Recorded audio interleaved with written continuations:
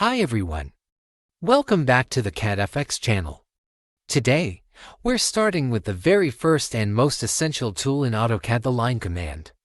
Whether you're a complete beginner or just need a refresher, this video will cover everything you need to know about line. Stay with us.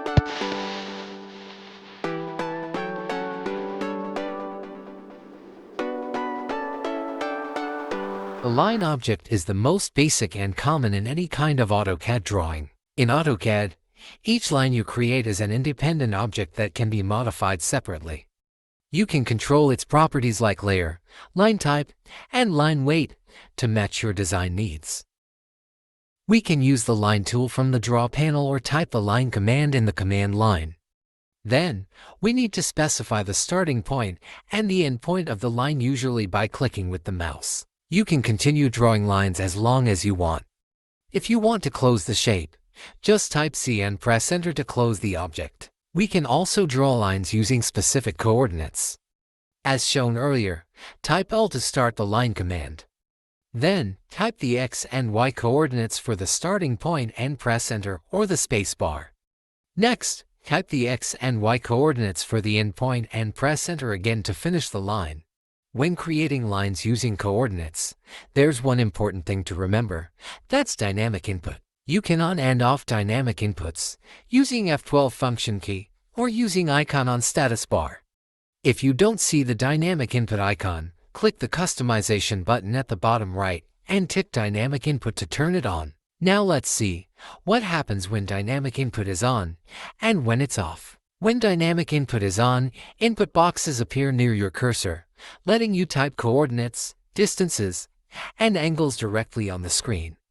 It's more visual and easier to use, especially for beginners. When dynamic input is off, you have to enter all inputs in the command line at the bottom.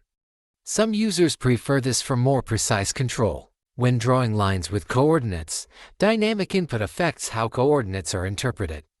When dynamic input is on, relative coordinates are used by default. When dynamic input is off, absolute coordinates are the default. Now, with dynamic input turned off, let's draw a line using coordinates. Start point x equals 20, y equals 20. End point x equals 50, y equals 50. As you can see, the line is drawn exactly as we specified. That means coordinates are always defined based on the 0 point. Now, with dynamic input turned on, let's draw a line using coordinates. Start point x equals 20, y equals 20. End point x equals 50, y equals 50. As you can see, the line starts at the correct point, but the end point goes to x equals 70 and y equals 70. That means when dynamic input is on, the end point is defined using relative coordinates from the start point.